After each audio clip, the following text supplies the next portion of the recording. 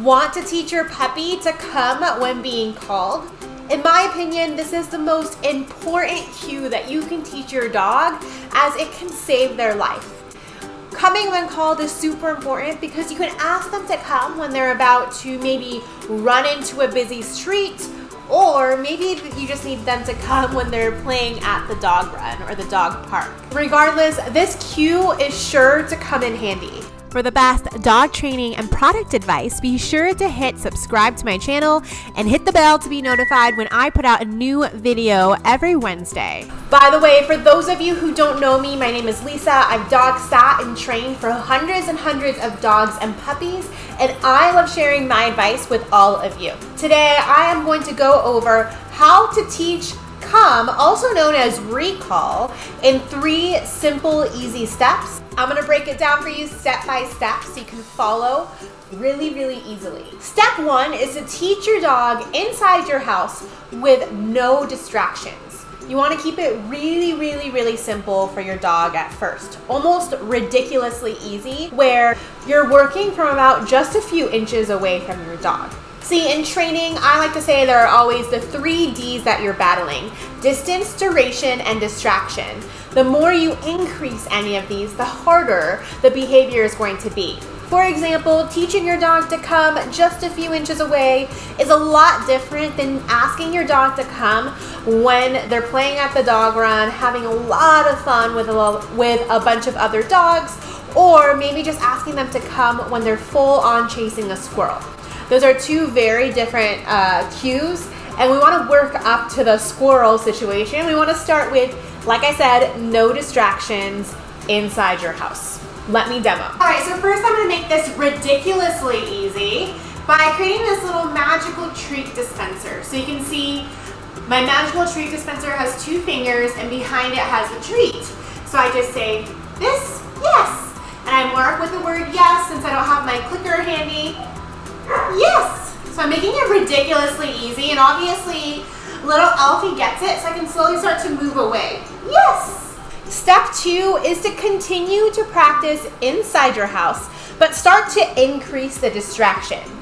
This will start to make it harder for your dog, and eventually you'll be able to add in distractions inside your house as well, like maybe adding in a squeaky toy along the way, or perhaps a flirt pole. If you're not sure what a flirt pole is, be sure to watch this video. I don't know where it's gonna show, but watch the video on the best interactive dog toys. I talk about flirt poles in that video. We only want to make one variable of the 3 Ds harder at a time. So if you're going to increase the distance, we also want to keep the distraction and the duration the same.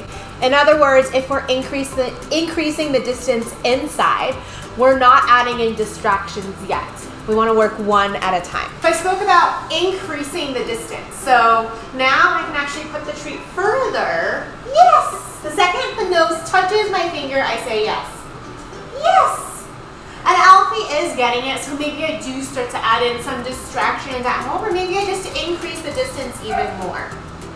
Step 3, the last step, is to start practicing outside. Like I said, we only want to work with one variable at a time. So once we bring the dog outside to train, we want to keep it really easy again, just a few inches away. That's because outside will be a lot more distracting with maybe some smells, other dogs, etc. We want to make sure we're choosing an outside environment that is the least distracting as possible.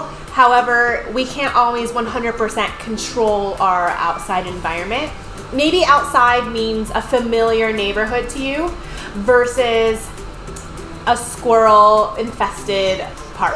I always like to use the example of squirrels because I know my dogs get very distracted by squirrels.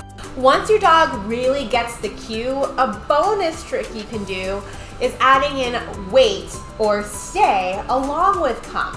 In other words, ask your dog to wait, walk away to a reasonable distance, and then ask them to come.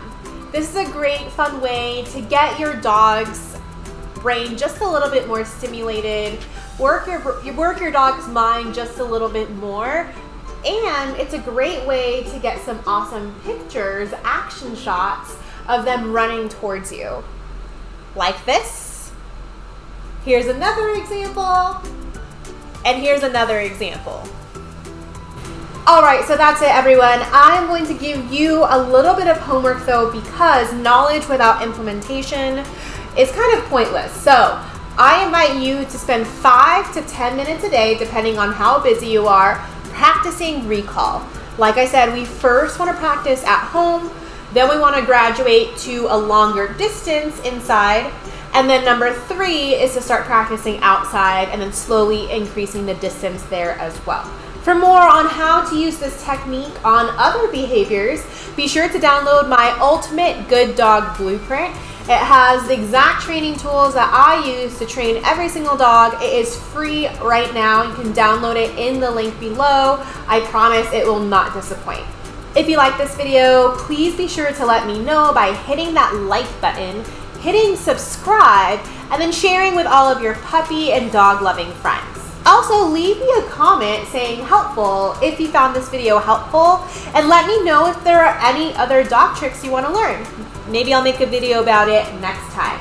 With that being said, I will see you next Wednesday. Bye for now.